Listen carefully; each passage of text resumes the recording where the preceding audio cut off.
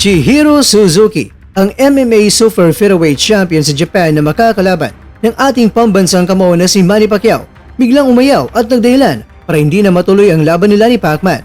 Ang dahilan ng pagiging boy atras ng hapon kay Pacman, alamin. Ang International Boxing Federation Super Flyweight World Champion na si Fernando Daniel Martinez hindi pinayagan na makalipad sa bansang Japan. Pinabalik muna sa kanilang bansa sa Argentina.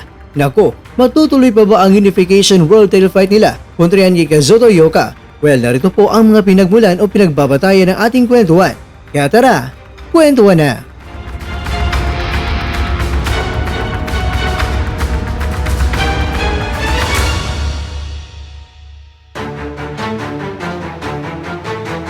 Sa ibabaw ng ring ay sobrang napakatapang. Nagbanta kaagad at sinabing sa round 1 pa lang ay papagapang na itong si Pacman. Kaya dahil syempre sa mga pinagsasabi ng hapon na ito, sa ating mga Pinoy ay mas lalo tayong nananabik na magharap ito ng ating pambansang kamao.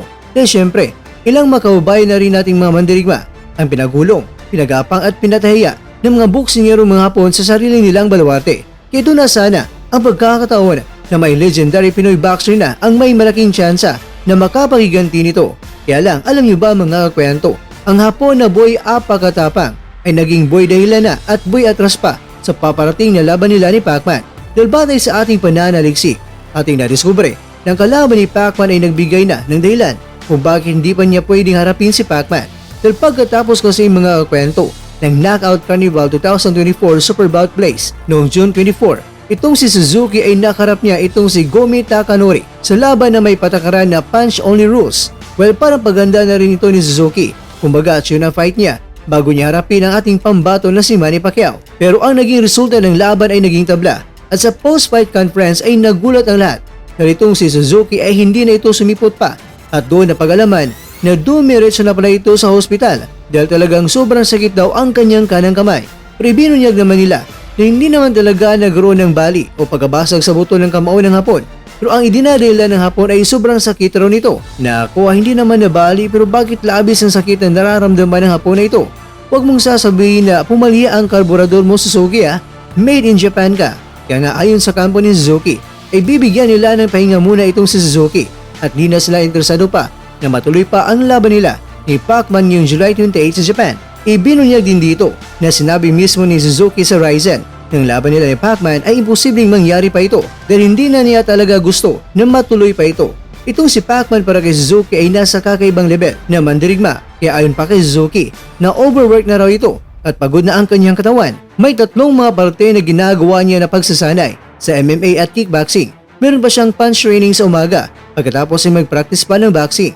Kaya parang apat na mga iba't ibang mga pagsasanay ang kanyang mga ginagawa. Kaya sobrang pagod na raw talaga ang kanyang katawan. At idagdag pa natin ang fist injury niya. Pero syempre mga kakwento, maaring ang balitang ito ay hindi pa naibalita ng iba. Baka ang nasisipan ninyo ay fake news niyan. Well, ang fake news po ay gawa-gawang balita. Gawa-gawa ko lang ba ang balitang ito? Hindi po dahil ni kailanman ay hindi po ako nagbabahagi ng balitang walang legit na pinagmulan. Pero na-misinterpret lang po ng ilan. Pero ganun pa man, kung sa ngayon ay boy atras na itong si Suzuki. Dahil gusto pa siguro na mag-change oil ang makina, kaya baka pwedeng ituloy pa niya ang laban. Pwede kaya ang ibinahagi niya sa Japanese media ay talagang tutuhanin na niya at tuluyan ng atras ang Suzuki Yamaha Honda kontra kay Pacman. Kaya hintayin na lang po natin sa darating ng mga araw mga kakwento na opisyal na ibahagi ito mismo ng kampo ni Pacman na announcement nila sa pag-atras ng hapon. Pero sana matuloy talaga ang laban nila. Ay sos, kung may dramatic headache actor na hapon, boil it zugat zugo na. Ngayon naman ay may boy dahilan na. Naku mga hapon nga, kakaiba.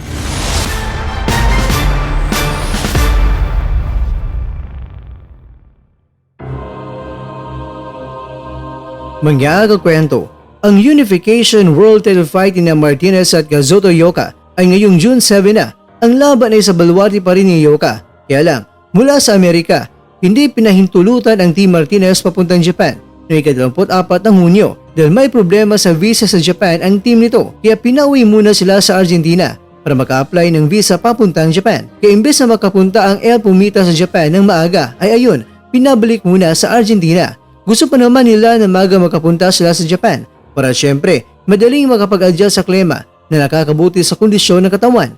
Kaya hintayin na lang po natin ang kampo nila na ma-approve ang visa nila para harapin itong si Ioka. Kaya lang, mas ikli ang araw ni El Pumita na masanay sa klima sa Japan at mas papalapit na ang natatandang gabi na laban. Pero ganun pa man, sa naisang 100% ang dalawang mga boksingero sa kanilang kondisyon para magkaalaman na talaga kung sino ang bagong Unified Super Flyweight World Champion.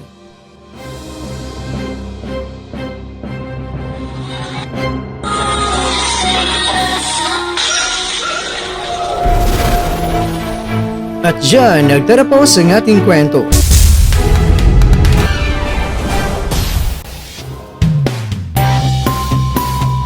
Maraming salamat mga kakwento sa inyong panonood. Pero baka naman mga kakwento ay nagustuhan niyo po ang kwento natin ngayon. Baka pwede niyo po akong mabigyan dyan ng like, subscribe at pa-click na rin sa bell button. Pero bago tayo matapos mga kakwento ay syempre, shoutout po muna tayo dyan sa ating mga kakwento. Kay kakwentong Chacha TV, kay kakwentong Lumarico, kay kakwentong Jonathan Ramirez, at ikaw kakwentong nanonood ngayon, shoutout siya dyan. Bueno, hanggang dito na po muna ang ating kwentuhan at abangan nyo lang po ang ating susunod na video. At dito lang po yan sa isang channel na kung saan maaring ito'y mga kwentong di pa na kwento sa inyo.